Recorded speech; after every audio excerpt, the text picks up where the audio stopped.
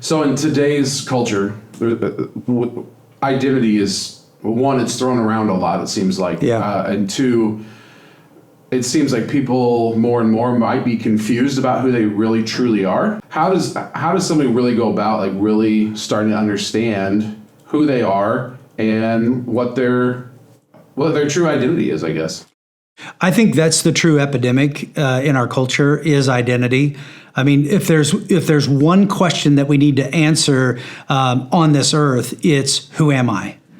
And then right after we answer who am I, we need to follow that with where am I going, right? Because it's like if I don't know who I am, I'm just going to wander aimlessly.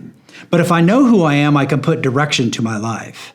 And through a series of years of confusion in someone's life that's formed by trauma, abuse, neglect, whatever the case may be, based upon where you came from, we form these thinking patterns that are negatives that are formed in I ams. And anything that we I am becomes our identity. So, and some of the most innocent, honest things become our identity, like I am a dad.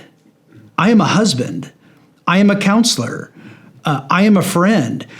We take those as this is who I am, but it's not who I am. It's something that I do. It's a role that I play. Being a dad is a role that I play. Being a husband is a role that I play.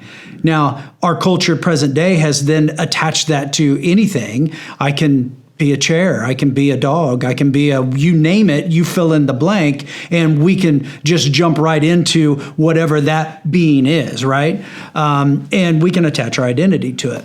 But ultimately, I believe just like colors, there's 256 colors in the red, green, and blue areas. And let's just say that those colors all combined, you do the math, there's billions of ways that can come together. And let's say we are like those colors and we're all a combination of all of those colors put together. Your combination is different than my combination. But each one of the colors represents a character trait or some trait about us that is positive. So what happens is I totally believe that God put us on this earth and designed us specifically, crafted us in a meticulous way that is different from each and every person here on this earth. So if we look at that and we look at in a Christian mindset, Jesus is the I am. You know, God is I am, and he's the perfect I am. So if we are a representative of his on this earth, then we have then received him. We have received I am, so therefore I am. Now, I can't calculate that in a negative if I believe the Bible is true, if I believe that Jesus is who he says he is. I have to adopt those traits and make them present in my life. But for some of us, like for me, patience is pretty easy.